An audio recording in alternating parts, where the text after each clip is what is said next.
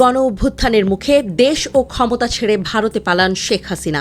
তারপর থেকে বাংলাদেশ ও বাংলাদেশিদের সাথে বিরূপ আচরণ করছে ভারত।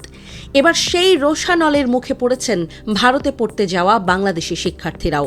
একরকম বাংলাদেশি শিক্ষার্থীদের জিম্মি করে মুচলেকা নিচ্ছে ভারতের বিশ্ববিদ্যালয়গুলো।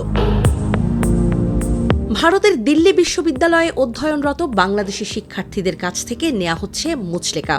শর্ত দেয়া হচ্ছে বাংলাদেশি শিক্ষার্থীরা কোনোভাবেই রাজনৈতিক কার্যকলাপ বা ইউনিয়ন গঠনের সাথে যুক্ত হতে পারবেন না। এমনকি ভারতের কোনো সংবেদনশীল এলাকাতে বাংলাদেশি শিক্ষার্থীরা ভ্রমণ করতে পারবে না। মৌখিক বা সতর্কতা নয়, এই বিষয়ে কাগজে কলমেই অঙ্গীকারপত্রে স্বাক্ষর করতে হচ্ছে দিল্লি বিশ্ববিদ্যালয়ে অধ্যয়নরত বাংলাদেশি শিক্ষার্থীদের। বলা হচ্ছে, এমন শর্তাবলী লঙ্ঘন করলে সেই সব শিক্ষার্থীদের বৃত্তি বাতিল করা হবে।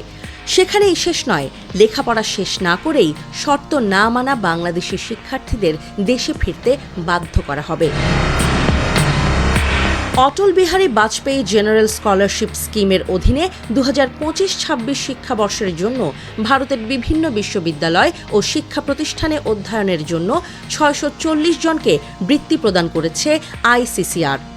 বাংলাদেশি শিক্ষার্থীদের স্বাক্ষরিত ওই অঙ্গীকারপত্রে বলা হয়েছে, আমাকে ভারতের এই শিক্ষা প্রতিষ্ঠানের এই পাঠ্যক্রমে পড়ার জন্য আইসিসিআর 2024-25 সালের বৃত্তি প্রদান করেছে। আমি কথা দিচ্ছি যে ভারতে থাকাকালীন কোনো রাজনৈতিক কার্যকলাপ, ভারতের স্বার্থের জন্য ক্ষতিকর কোনো কার্যকলাপ বা অন্য দেশের সাথে ভারতের সম্পর্ক বিব্রতকর হতে পারে এমন কোনো কার্যকলাপে জড়িত থাকব না। এছাড়াও আমি ভারতের কোনো সীমান্ত, নিষিদ্ধ, সুরক্ষিত বা জনজাতি এলাকা পরিদর্শন করব না।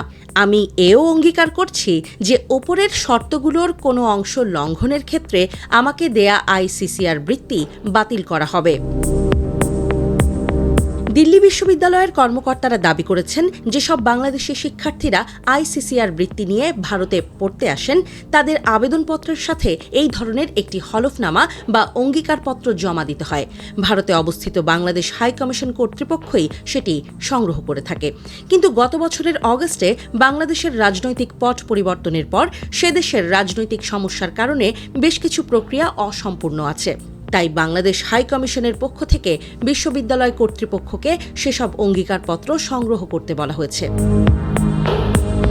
তবে তাদের এই দাবি ধোপে টিকছে না, কারণ আইসিসিআর স্কলারশিপে ভারতে পড়তে যাওয়া অন্য দেশের শিক্ষার্থীদের এরকম কোনো অঙ্গীকারপত্রে স্বাক্ষর করতে হয় না। ফলে বিশ্ববিদ্যালয় কর্তৃপক্ষ একে কেবল নিয়ম বা আনুষ্ঠানিকতা বললেও আদতে এটা 5 অগস্টের পর শুরু হওয়া ভারতের রোষানলেরই অংশ বলেই মনে করছেন সংশ্লিষ্ট শিক্ষার্থীরা। এমনকি ভারতের ক্ষমতাসীন দল বিজেপিও সম্প্রতি প্রকাশ্যে বাংলাদেশ বিরোধী অবস্থানের কথা জানিয়েছে। তারা দিল্লিতে বাংলাদেশি খেদাও নামে এক ধরনের অভিযানও শুরু করেছে। দিল্লি বিশ্ববিদ্যালয়ের একটি সূত্র জানিয়েছে যে বাংলাদেশের বর্তমান পরিস্থিতির প্রেক্ষিতে বাংলাদেশি শিক্ষার্থীদের মধ্যে সরকারপন্থী এবং সরকার বিরোধী মনোভাবের উত্থান হচ্ছে কিনা তা ঘনিষ্ঠভাবে পর্যবেক্ষণ করা হচ্ছে।